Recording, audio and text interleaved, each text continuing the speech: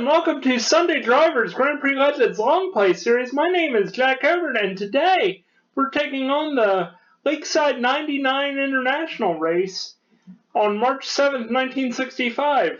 In real life, Jim Clark won this non-championship race by 2 laps over Jack Brabham and 3 from Australian ace Spencer Martin. Alright, let's do the quick track analysis. Alright. So, the circuit opened on the shores of Lake Karangba, there we go, on the 19th of March 1961 after construction started in 1959. The track is 1.498 miles long and features 8 corners. Jack Brabham won the first international meeting here in 1962, notable for Graham Hill showing up with a Ferguson P99 four-wheel drive car, front-engine four-wheel drive car to be exact, and Jack Brabham won the first Tasman race here in 1964. It held 2 Australian Grand Prix, one in 1966, won by Jackie Stewart, and one in 1969, won by Chris Amon, though Jim Clark did win the Tasman Series race here in 1967. It held 2 rounds of the single-race Australian Touring Car Championship, one in 1964 and one in 1967, both won by Ian Gagan, brother of Leo, and then 2 rounds in the multi-round championship in 1970 and 1971, won by Norm Beatty and Alan Moffat, before rejoining the calendar in 1975 and being a mainstay on the calendar until 1998. There were 2 rounds in 1991.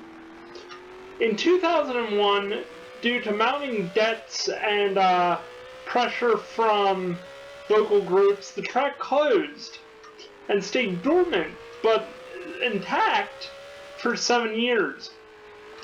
The track was reopened, ironically, by the ownership of the track that replaced it, Queensland Raceway, in March 2008, to this 16-year-old's excitement, and absolutely became a good national venue once again. There are no plans at this time of this recording in August 2026 ever to have a international race or a supercars race here at the track, though. I mean, NASCAR went back to North Wilkesboro, so anything is possible in this world.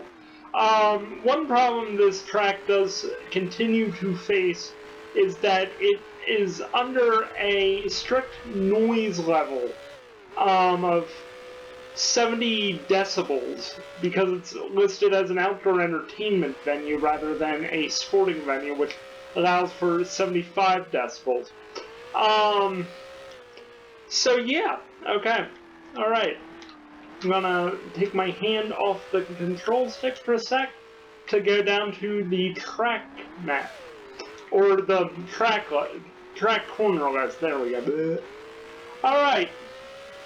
So we're going to fly onto this straight. Here we go. Alright, Mick Dillon said if you could learn how to ride a bike at Lakeside, you could ride a bike anywhere in the world, and I think that's true. Coming up to the kink, or SO elbow, first corner, and then we head down to the carousel. I don't know if it's technically named for the corner at the Nürburgring, though it is spelled in a similar way, though misspelled if it's German. Then we come to Benzel Bend before going under what is known as Dunlop Bridge on my description, but obviously it's Shell Bridge. Then we come down to Hungary Corner, named for the earth embankment on the outside. It's also known as KLG Corner, a popular spark plug manufacturer of the era, before we come up to the Eastern Loop. Now, KLG is the initials of Kenelm Lee Guinness, who was a top racing driver in the 1920s. Alright, let's do an actual clean lap again around here while I finish this up, and then we'll move on to the practice session. Now, 101.9 is pretty fast, but it's not fast enough for Clark and Hill and those guys around here. And honestly, if I had my 33, I always say this in the Tasman races here, but if I had my 33, this wouldn't be an issue.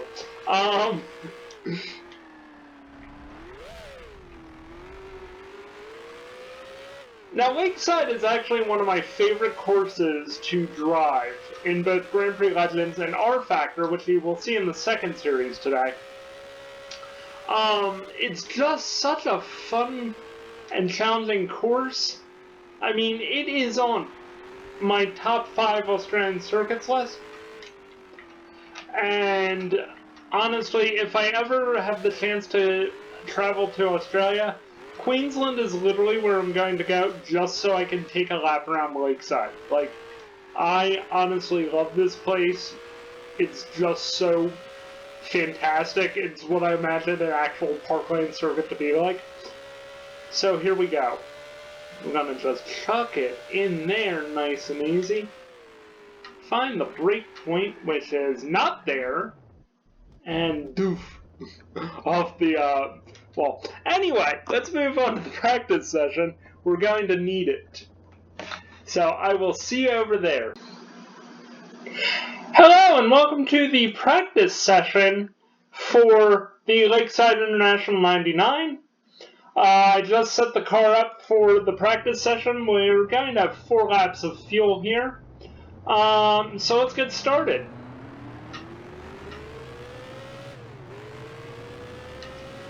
Alright. Can't wait not to have to drive this 32B. I must be the biggest whiner about driving this car, but honest to God, it has no handling whatsoever.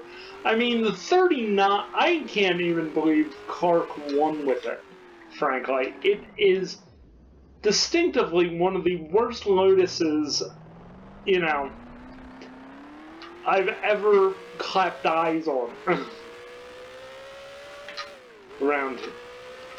Like, honestly, I can't wait to get to the 39 for the 66 Tasman series. Really, I just can't wait to get back to my 33. Like, and honestly, get back to trying to win the World Championship this year. But here we go. Alright, let's slide you in. Gonna go down this hill. Alright, let's pick up the pace. Pick up the pace. Yeah, alright. 111. Okay, we're 10 seconds off, but that was the outlap, and nothing was really warmed up, so don't get discouraged. I'm gonna brake a little earlier than that. Sign on the outside. Try not to drive out on the grass, but happens. 15 and a 7, that's pretty good. Oof. Yeah, that corner was that corner was tricky if you had downforce or not, and the suspension is obviously broken. Oh no, wait, no, it's not. That's good. I mean, that didn't, you know, screw me over. Graham Hill looks to be on provisional pole. Alright, let's do this. Here we go. I think we're probably going to hit a 105, but Hill's definitely going to be faster. Bringing it into the carousel. Why is there a blue flag? That guy just came out of the pit. I'm on a flying lap. You can chill out.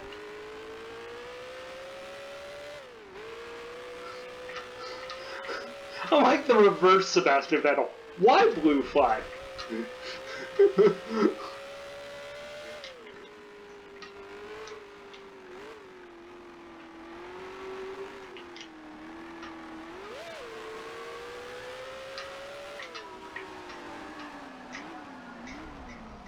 I mean, this track is probably one of the trickiest to learn in all of Australia. I mean, it's so short, there's no... If you lose time, you lose time. Like,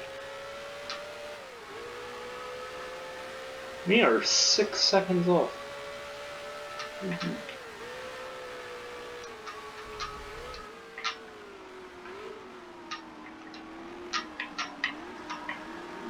To figure out who went off there. If they packed their swim trunks, I'm gonna go for a swim in the lake, apparently.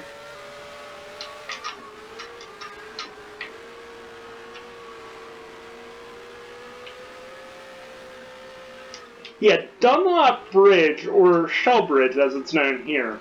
I mean, if you've ever seen the 5-liter touring car like crash compilations of the early 90s, which I mean by 5-liter touring car, I mean what became the supercars and then supercars. Yeah, that corner is really tricky. That's gotta put us somewhere. 10th? I'll take it. Hey, who's off and where? I'm gonna have to figure that one out. Alright. So my car is starting to splutter, so guess who's going to pull in the pits and get more gas? This guy. Whoop. Oops! This car is awful. I mean, God. I mean, not only does it just have like zero handling, it which is ironic because it's a Lotus, for God's sake. It's just ugly. I mean, a Climax FPF shoved in the back of an F2 car just doesn't work. I understand why they did it, but we have 25s that could probably do something. And if not 25s, we have 24s. Alright, let's figure.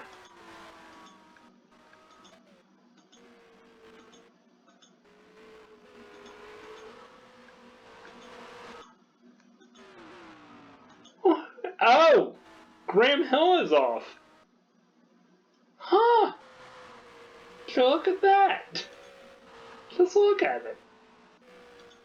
Alright, let's put 8 laps of gas in the car and see what it'll slow us down slightly, but I'm not super concerned about it. We're only a second, 1.8 seconds off the pace, but we're 11. This feels like modern F1. Like, 1965 F1, 1.86 seconds would probably see about 5th on the grid, to be perfectly honest. Like, 1.86 seconds in modern F1, yeah, almost better. But 1.86 seconds in 1965 is like, hey, you're on the outside of the front row. And if you're at Spa, 1.86 seconds is like second place.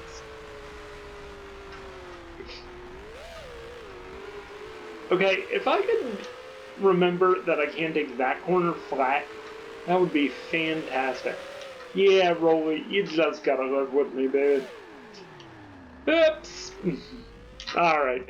I don't think I'm going to get any better. I just don't. I'm like a mere mortal compared to Clark. I mean, Frank Maddich is absolutely killing it here. So let me see.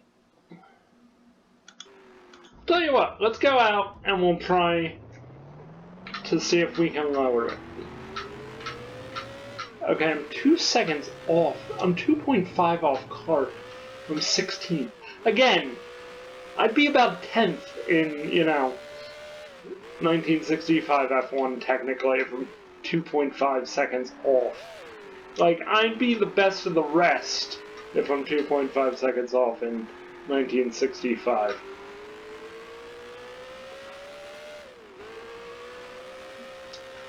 Modern F1, yeah, I'm 16th. I'm barely breaking the bubble of Q2. I'm probably Fernando Alonso, technically.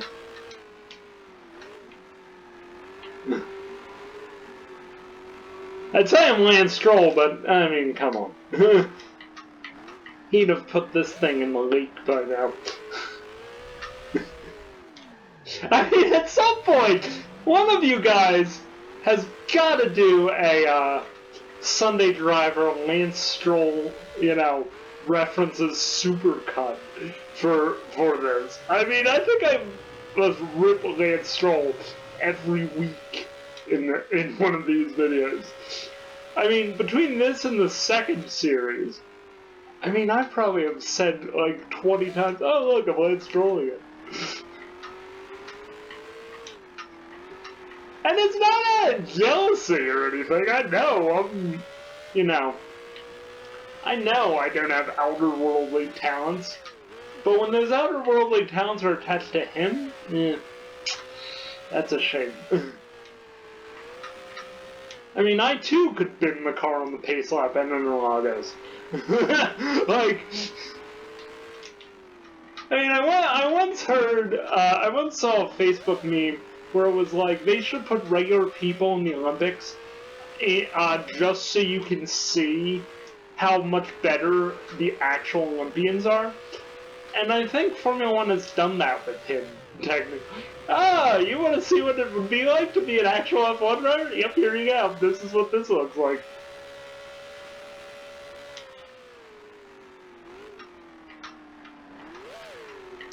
Like, if Graham Hill lived past 1975 and his Formula One team was able to last into the 90s, I think Damon Hill would actually be better for his dad's F1 team than Lance Stroll is for his dad's F1 team. Like,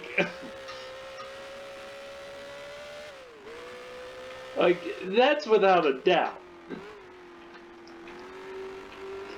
Same too with Jacques Villeneuve. I mean, if you don't know the story, right before Gilles passed away in 1982 at Zolder, there were talks about, a Team Villeneuve happening at some point in the near future.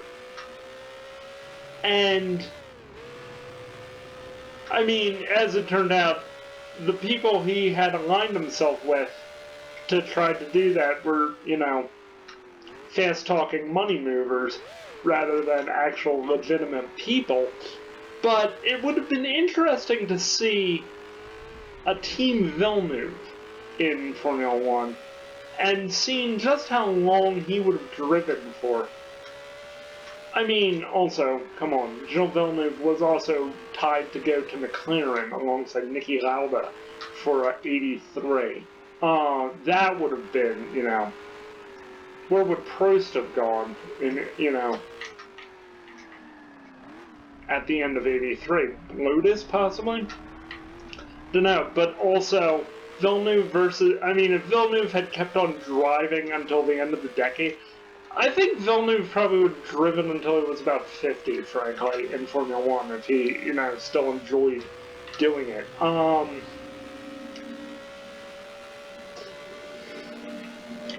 But personally, I think Villeneuve versus Senna in McLaren Hondas in 1988 and 89 would have been just tremendous amounts of fun to watch.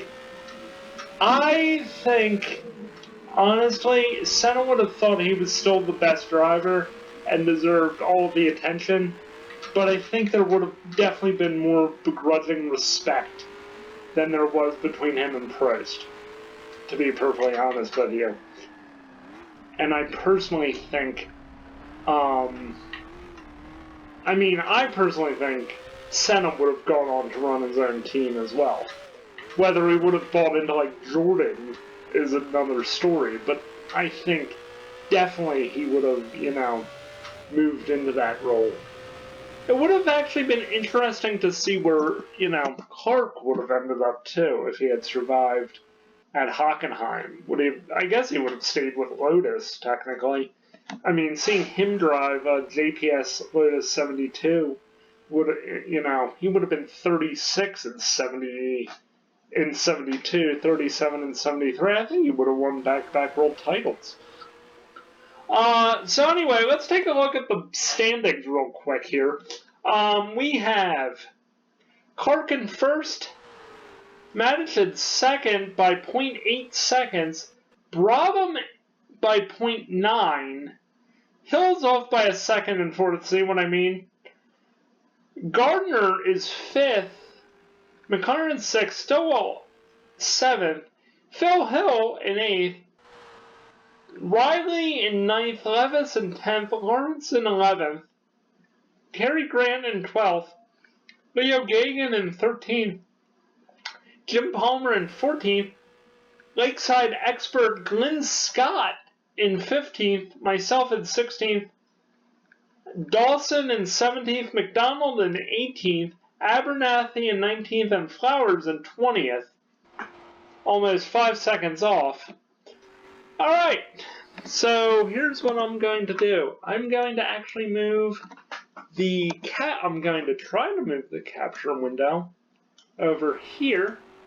And, alright, let me make sure the setup is correct. 13 laps of fuel for 10 laps of racing. Clark's on pole, managed is second in the Team Total Brabham. And here we go. Hold the clutch in. This is going to be exciting. It's going to end in failure, but it's going to be exciting while it lasts. Jeez! They all do kind of back up here. Right, I think we're probably about 12. So I made 4 spots up after that Mark Webber type start. We got around Cary Grant, which is a big deal right there.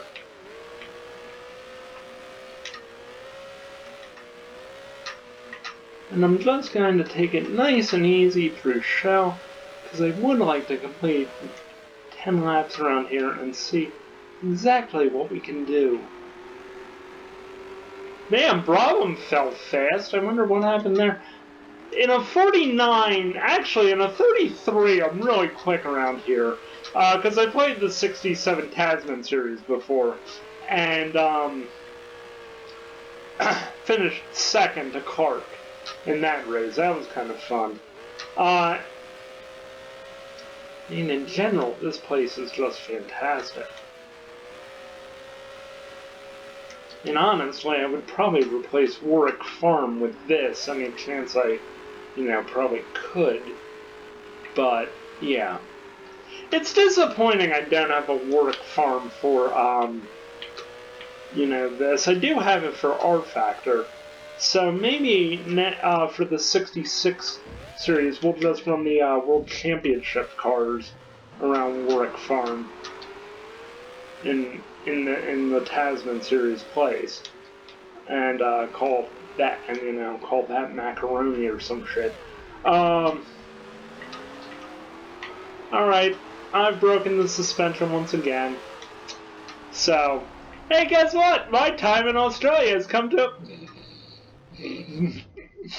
Alright, so my time in Australia has come to an end. not with a bang, but with a whimper. So thank you so much for watching. I really do appreciate it. And this has been the Grand Prix Legends Long Play Series. My name is Jack Cobourn. Please do like and subscribe, hit that notification bell, and we'll see you. And if you do subscribe, leave a comment down below and we'll give you a follow. Anyway, thank you so much for watching. Have a wonderful week. Stay tuned for the second series where you see me race production cars around Lakeside as part of this weekend. And yeah, thanks so much. We'll see you next week. Bye-bye. This has been a presentation of Alsatian Productions. Vroom!